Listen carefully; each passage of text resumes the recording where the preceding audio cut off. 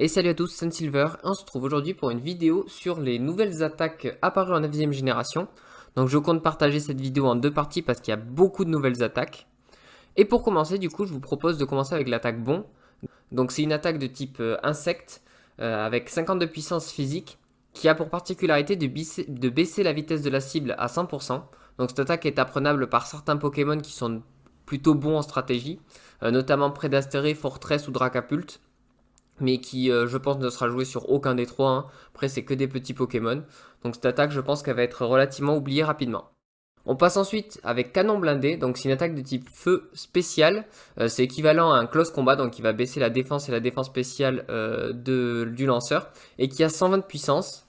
Donc c'est l'attaque signature de Karmadura. Donc ça, je pense que ça va être vraiment son stab feu, hein. S'il est joué ce Pokémon, ce sera vraiment l'attaque qu'il va utiliser. Ensuite, l'attaque suivante, ça va être Cataclysme. Donc c'est une attaque de type Ténèbres, qui est équivalent à peu près à Ire de la Nature. Donc c'est une attaque qui baisse de 50% la vitalité de l'adversaire. Elle a 90% de précision. Et cette attaque, je la vois pas vraiment trop jouer en stratégie, à part sur Chongjian, qui est un Pokémon qui est relativement défensif, qui a pas beaucoup d'attaques ni d'attaques spéciales, donc c'est pas un Pokémon qui va vraiment être joué avec des attaques qui tapent, mais cette attaque ça peut être une bonne alternative pour baisser la vie de l'adversaire. On passe ensuite à l'attaque Champ Flamboyant, donc c'est une attaque de 80 de puissance spéciale, et qui va augmenter l'attaque spéciale du lanceur. Donc c'est l'attaque signature de Flamigator, le starter feu. Bon, ça c'est une attaque, je pense que ça va être pareil, son attaque signature, enfin son stab feu, ça va être vraiment cette attaque là, vu que c'est un Pokémon spécial. C'est un Pokémon qui est relativement basé sur la défense normalement, mais une attaque qui augmente l'attaque spéciale, ça veut dire que sur des Pokémon qui sont plutôt défensifs contre lui, il va pouvoir se setup et gagner la plupart du temps ses combats. On a ensuite l'attaque Charge Glaive. Donc Charge Glaive, c'est l'attaque de type dragon physique qui a 120 de puissance. Et c'est également l'attaque signature de Glévodo, donc le Pokémon dragon glace. Donc 120 de puissance, c'est assez gros, surtout qu'il a 100% de précision. C'est un peu comme une colère. Sauf que cette attaque a pour particularité par rapport à colère, c'est déjà qu'elle ne bloque pas sur 3 tours. Donc je pense que ça sera déjà plus joué que... Enfin, ça sera mieux que mettre colère. Mais par contre, si jamais vous l'utilisez cette attaque, l'attaque que vous allez subir, la prochaine attaque va être augmentée de 100%, donc vous allez prendre le double. Et en plus de ça, les attaques des adversaires ne peuvent pas rater. Donc je vois ça un peu comme un close combat, où c'est un close combat en fait où vous allez, c'est comme si vous allez descendre votre défense de 2 crans au lieu d'un, ou défense spéciale. Donc c'est vraiment une attaque qu'on va utiliser une seule fois, et puis après il faudra switch, parce qu'après ce sera trop dangereux de le laisser. Après, il faut savoir que le Pokémon qui apprend cette attaque, donc Glévodo, il a accès à Danse Draco, donc ça peut être aussi une très bonne attaque pour sweep. Ensuite, on a l'attaque Chute de Neige. Donc Chute de Neige, ça va être une attaque de climat, hein. Ça va permettre de faire tomber la neige. Donc il y a un nouveau climat qui est apparu dans Arceus, qui a pour particularité en fait d'augmenter la défense des Pokémon de type glace. Donc c'est un peu comme la tempête de sable, sauf que ça fait pas perdre de vie, et au lieu d'augmenter la défense spéciale des types roches, ça va augmenter la défense des types glace. On a ensuite Cryo Pirouette, donc ça c'est une attaque qui est vachement intéressante, parce qu'elle est apprenable par beaucoup de Pokémon. Donc c'est une attaque de type glace physique qui a une puissance de 80, et elle a pour particularité d'enlever les champs actifs, donc ça c'est un petit plus, hein. Elle est surtout jouée parce que c'est une attaque qui est une très bonne alternative à Chute Glace, parce qu'elle a 100% de précision, elle a un petit peu moins de puissance, mais elle est apprenable par beaucoup de Pokémon. Des Pokémon qui sont assez intéressants, notamment on a Avalugg en français, je sais plus son nom. On a le nouveau aussi, c'est Titan, c'est Balbalaise en français, voilà, je retrouvais le mot, qui peut la prendre, donc c'est un de ses meilleurs stab glace. On a le nouveau aussi légendaire de type glace ténèbres qui peut la prendre. Crustabri, bon même si lui je pense que ce sera pas très joué vu qu'il a son attaque déjà avec Skillink, et qui tape en plusieurs fois.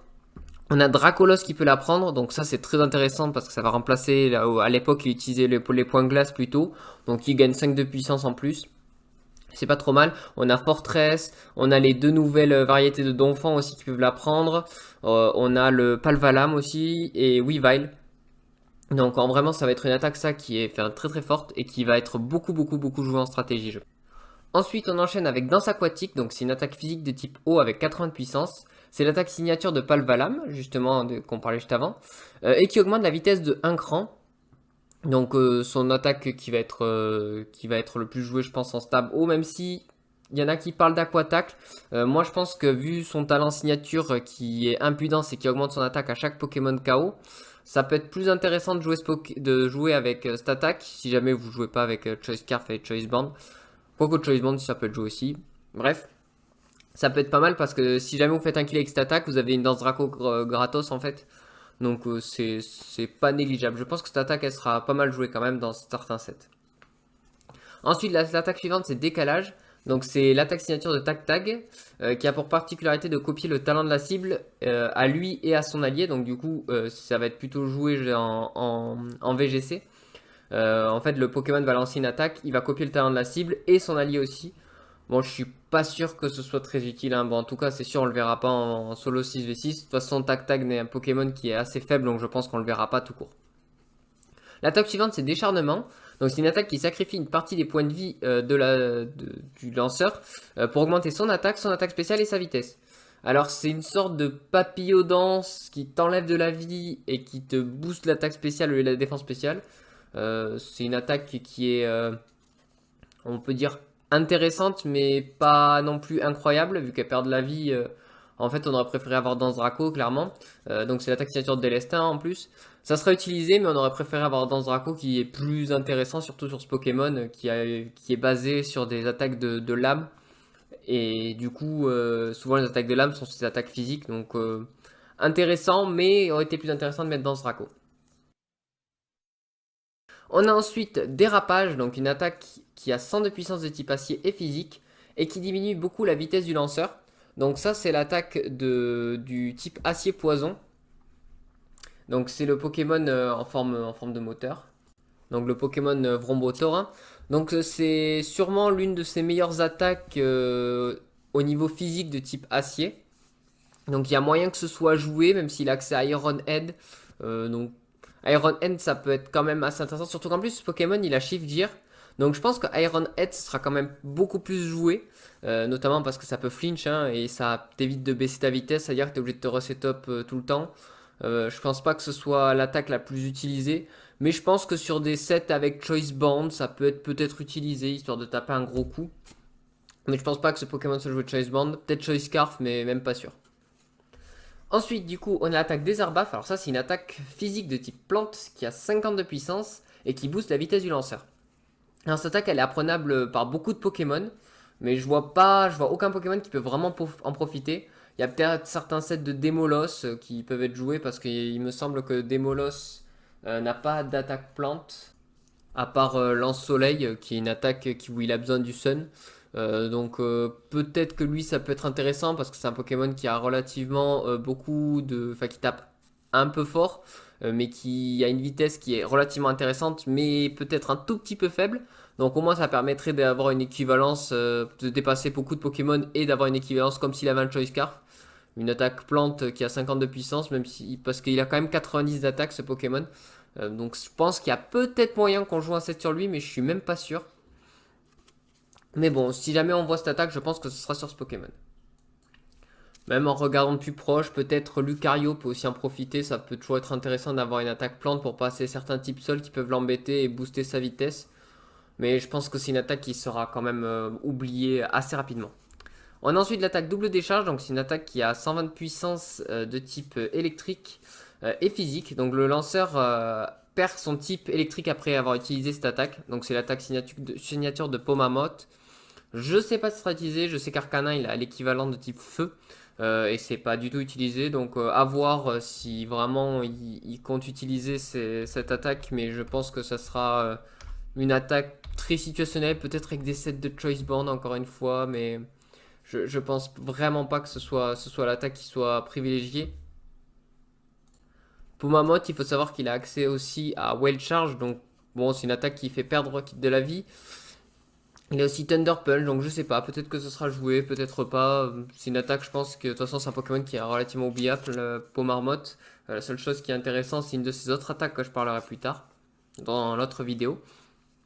On a ensuite l'attaque double laser, qui est une attaque de type psy et spéciale avec 40 de puissance qui touche deux fois. Donc c'est l'attaque signature de Farigiraf. C'est une attaque qui peut être intéressante, mais pas sur ce Pokémon, parce que c'est un Pokémon qui est un peu moyen. Peut-être si un autre Pokémon la prend, cette attaque elle pourrait être assez intéressante, hein. C'est une sorte de double volée de type spécial et psy. On a ensuite douche froide. Donc douche froide, c'est une attaque de type eau avec 50 de puissance qui diminue l'attaque de la cible. Alors elle peut être aussi apprise par beaucoup de Pokémon cette attaque, et notamment par Toxapex ou Flagados, qui pourront peut-être l'utiliser correctement. Vu que c'est des Pokémon défensifs et qu'ils ont une bonne défense, ils peuvent venir sur le terrain, baisser l'attaque de l'adversaire, donc l'adversaire va taper moins fort. Et suite à ça, ils peuvent se soigner plus facilement. Et après, on peut switch peut aussi plus facilement sur un autre Pokémon.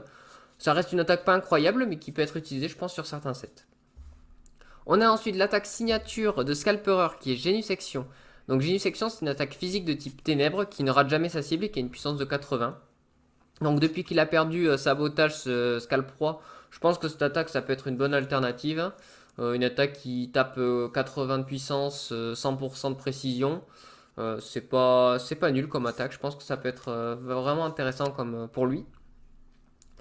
Ensuite, on passe à l'attaque Grand Nettoyage. Alors, Grand Nettoyage, c'est une attaque qui appartient à. Enfin, c'est l'attaque signature de Famignol. Et il faut savoir que cette attaque est assez particulière et a fait assez de débats au sein de la communauté. Car elle augmente l'attaque et la vitesse du lanceur comme une Dragon Dance, donc dans Draco, mais qui retire également les pièges de roc, les picots, les pics toxiques. Donc comme un défog, comme un anti-brume. Et cette attaque fait gros débat parce que c'est une attaque qui permet d'enlever les pièges de roc et en même temps de se boost.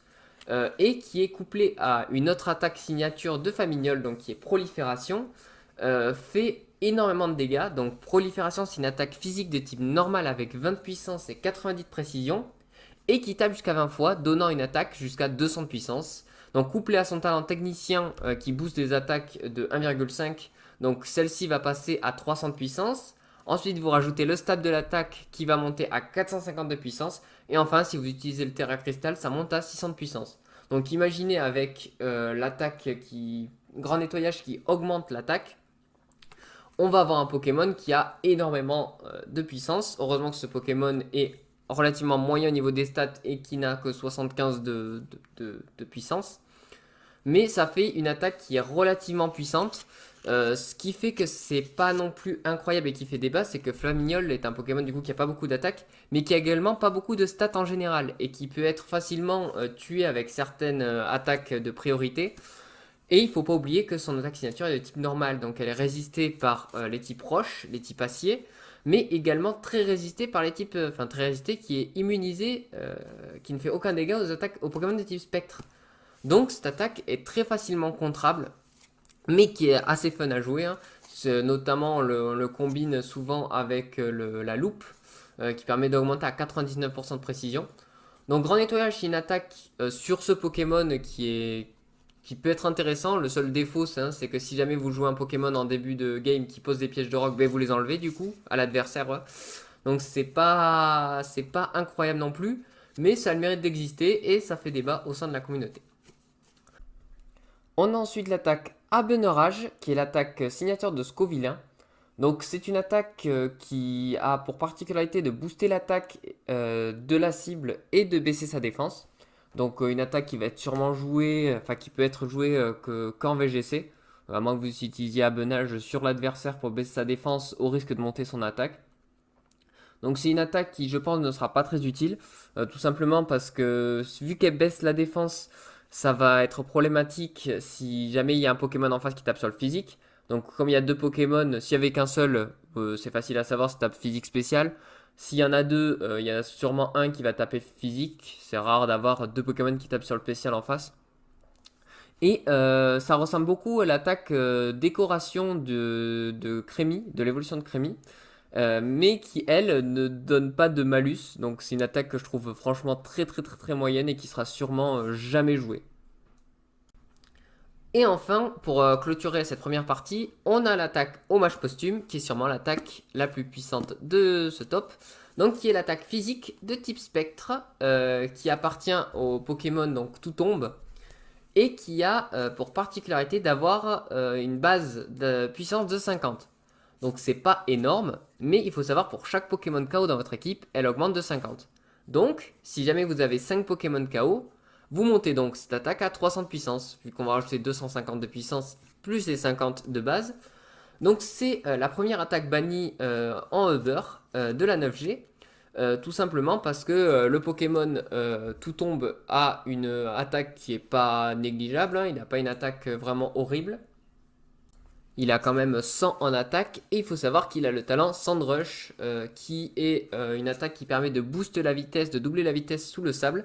Donc il a une vitesse 68, vous la multipliez par 2 du coup ça fait presque 140 de vitesse. Donc vous déplacez beaucoup de monde. Vous lui mettez un choice band sous la tempête de sable du coup. Et vous avez une attaque à 300 de puissance tabée. Si vous n'avez pas de type normal, même les types ténèbres ne vont pas beaucoup résister. Vous faites sweep. Et voilà, donc j'ai vu beaucoup de teams, hein, notamment Lanier Redemption qui a joué une team avec que des Final Gambit, où il suicidait tous ses Pokémon. À la fin, il mettait son tir nocif qui laissait crever, et puis le tout tombe, il sweepait la team adverse. Donc c'est une attaque qui a été bannie, et on comprend pourquoi. Et voilà, donc j'espère que cette vidéo et cette première partie vous a plu. N'hésitez pas à me laisser des commentaires.